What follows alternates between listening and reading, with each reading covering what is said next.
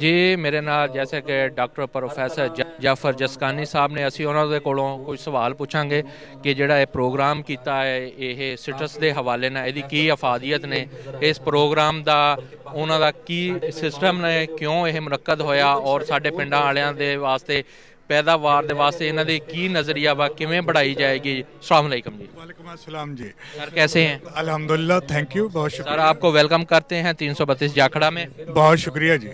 Sir इसके मतलब आप बताएं कि ये जो सिस्टम आपने पूरा मुनक्कद किया है और इसके हवाले से ये सिट्रस फूड हमारे किन्नू की पैदावार इसको कैसे बढ़ाया जाए, आपके पास कैसी ऐसी टेक्नोलॉजी है जिसके बारे में आप हमें बताएं, हमारे लोगों को अवेयरनेस हो। देखें जी, पाकिस्तान दुनिया में 10वें नंबर पे था सिट्रस पैदा करने वाले मुल्कों में, लेकिन अब ये 15वें नंबर पे चला गया है क्योंकि पाकिस्तान में सिट्रस की बीमारियां बहुत सारी हैं। किसान हजरात जो हैं, जो अच्छी प्रैक्टिसेस हैं वो नहीं करते, उनको नर्सरी के पौधे अच्छे नहीं मिलते, वो बीमारी शुदा मिलते हैं।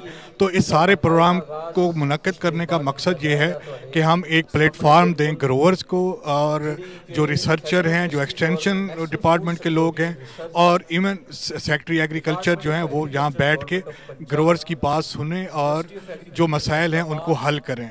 और हल करने में जो इम्पॉर्टेंट चीज़ें हैं वो 3 चीज़ों पे फोकस है इस कॉन्फ्रेंस का।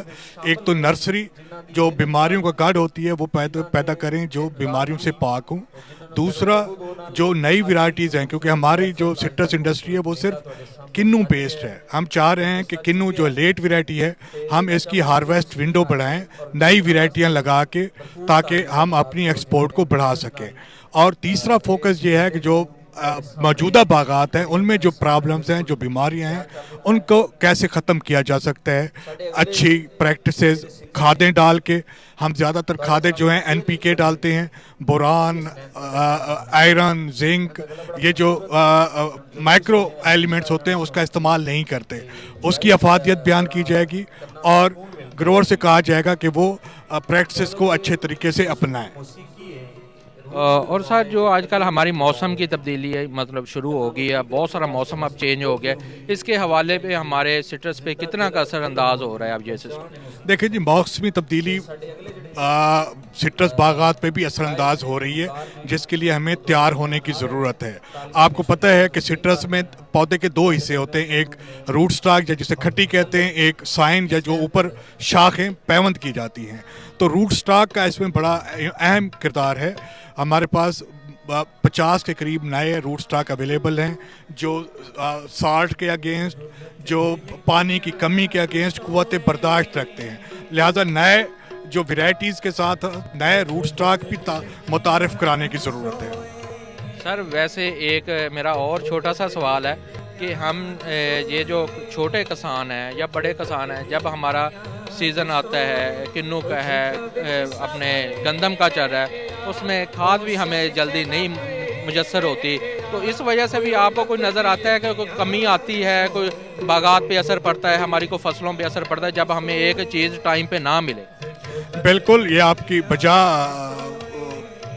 जो शिकायत है, क्योंकि जब खुराक टाइम पे नहीं मिलेगी, जब खादों की ज़रूरत है उस टाइम पे नहीं मिलेगी, जब आप उसके हट के देंगे तो उसके असरात उतने नहीं होंगे, क्योंकि पौधे की ग्रोथ की मुख्तलिफ स्टेजेस होती हैं। अगर उस स्टेज पे वो मुनासिब खाद ना मिले तो पौधे की ग्रोथ जो है वो अफेक्ट होती है और रिजल्टेंटली उस पर बीमारियाँ हमलावर होती हैं। जब बीमारियाँ आएंगी तो बागात की जो उम्र है वो कम होगी, उसकी पैदावार कम होगी।